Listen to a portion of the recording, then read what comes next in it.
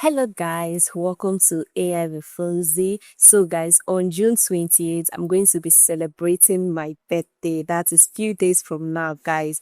Wish me happy birthday in the comment section, guys. And thank you so much, guys, for always watching my videos, for always subscribing, for always commenting. I really love you guys so much. So for this birthday, for this year, I actually had it in mind to go to a proper studio and have a proper photograph.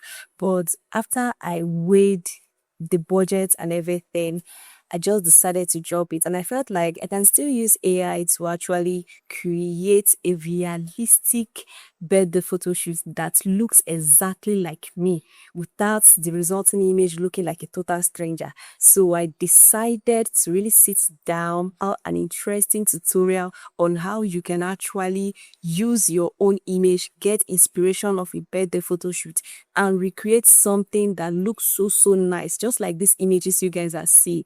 All of them, I recreated it, and you can see that they still look exactly like me, as if maybe I'm wearing a makeup. And also, I'm going to be showing you guys two tools that you can actually use apart from Google Gemini. In case you don't want to use Google Gemini, I'm still going to show you another tool that is also free and can also give you the same quality or even better. You guys are going to see that on the video. So guys, for this birthday, please share this video for me. Share it to anybody you know that will be needing this. Share it to your friends, share it to your WhatsApp status, share it to all your social medias so that people can watch this video and also celebrate my birthday with me. And also guys, if you guys can also give me token, I will really appreciate that. Without much talk, let's dive into the tutorial.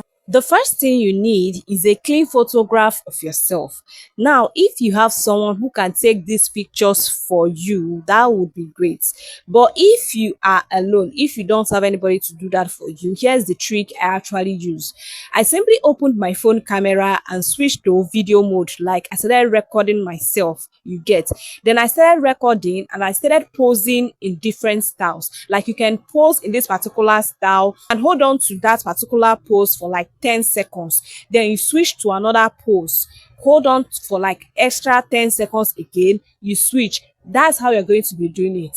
You switch from one pose to the other. The reason why we are recording a video instead of taking a photo is because I cannot actually, for instance, if I want a full picture of head to toe, I'm not sure I can be able to use my phone or just hold selfie like that. First is that I don't even have a tripod. You get me?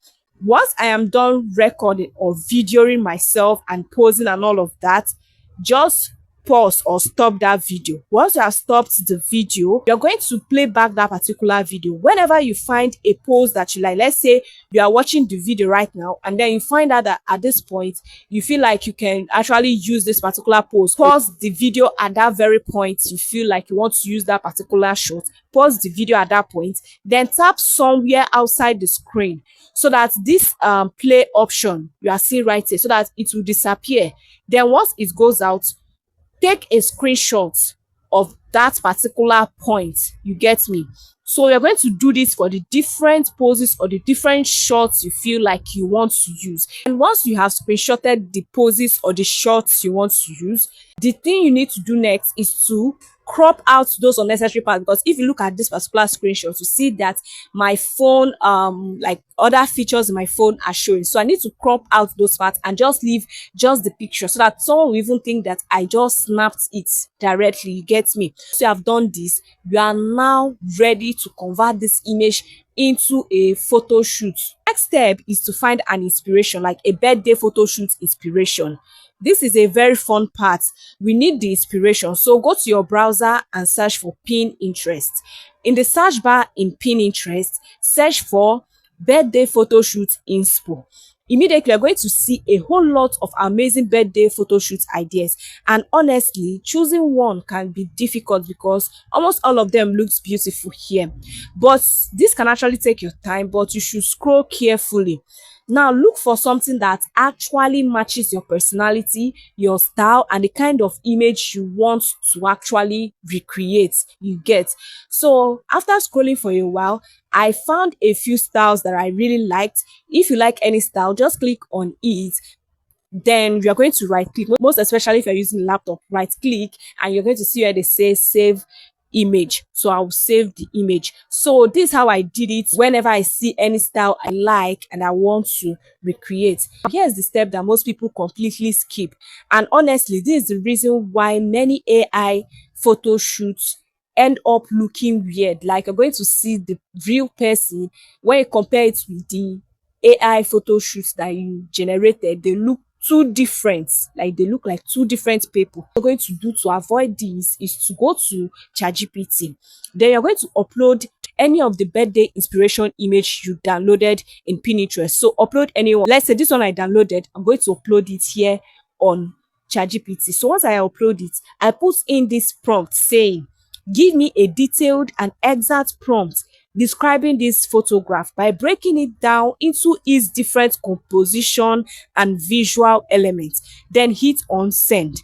Watch what happens. ChatGPT is going to analyze that particular birthday inspo I want to use. It's going to analyze it, the pose, the lighting that is in that image, the camera angle that was used by the photographer, the background that was used by the photographer, the colors, the outfits the person is wearing, the photography style, and everything. It's going to organize it into different sections. So this is exactly what we want because AI understands detailed instruction much better than just short description. So once I'm done getting the prompts for the birthday shoot inspo, the next thing is for me to also upload in my own image, that image I got from my video, like I screenshotted and did everything from my video.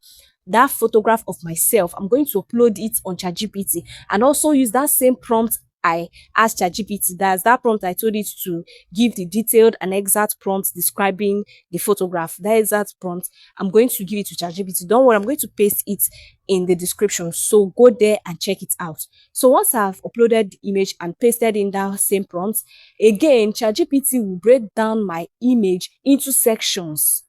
Like as you can see here, it gave me the face shape, the facial features in my face, the kind of eyes that I have, the kind of skin texture I have, the kind of hair I'm putting on, the kind of expression I have, the kind of pose I am in, the clothing, the kind of clothes I'm putting on, the lightning, and the background. So everything in this prompt that describes my own photograph, I'm going to save it also and also paste it in like a notepad or a Word document. Now, we now have two separate prompts. One is the prompt describing the birthday inspiration shoot I want to use, and the other prompt is the prompt describing myself. This is where I need to start making edits.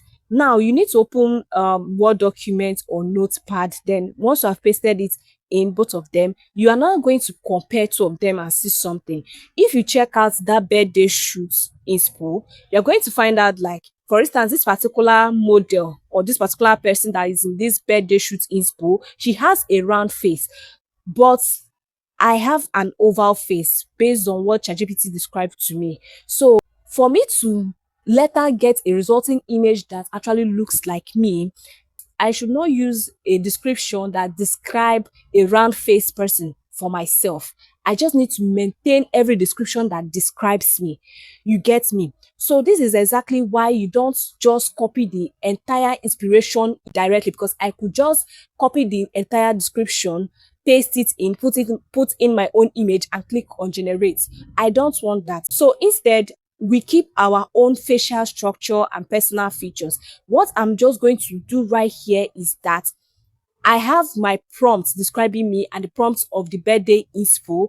What I'll just do is to maintain the description of my face, like my face, my eyes, and also my hair if I want to still maintain my hairstyle. The only thing I'm going to borrow, the only element description I'm going to borrow from the inspiration is things like the pose. If for instance I don't want to pose how I'm posing, maybe I want to use the pose from the inspiration, I can borrow the pose, I can borrow the expression, I can borrow the lightning setup, because that one is very important. It's like you want to advance your own photograph that you took. Let it be that you took it in a studio quality place. You get me? So I'm going to borrow the lighting setup, the background, the camera composition, the color palette, the photography style that was used. You can also copy the outfit.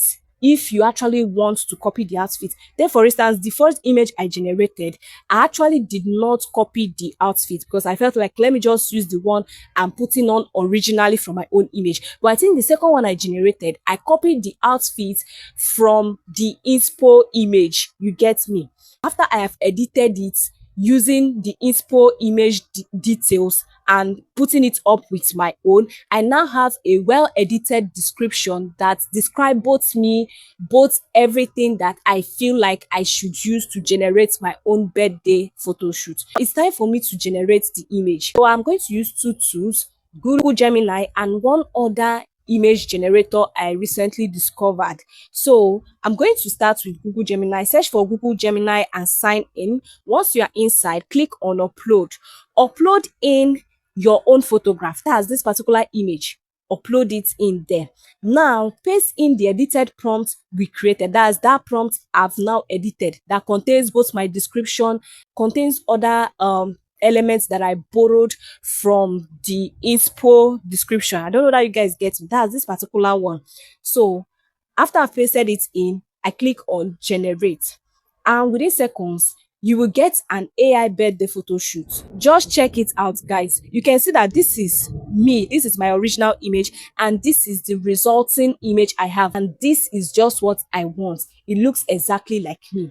After this is done, you are going to save the image. And mind you, this Gemini logo that usually appears here, you can actually crop it out if you don't want it to show. Normally, I don't even like it to show, so just crop it out. So we're going to be testing the other tool I told you guys. That tool is Nano Banana Pro. So you can access Nano Banana Pro from Flow AI. So search for Flow AI, sign up, and then you're going to upload in your own image. Your own image should be what you should be uploading in. Then after that, you're going to paste the same prompt, that prompt that I've edited, that prompt that contains my description, my physics description, and also the elements I borrowed from the inspo description. You get me? So after I've pasted it in and also uploaded in my image, I then click on generate. The result is honestly impressive, guys.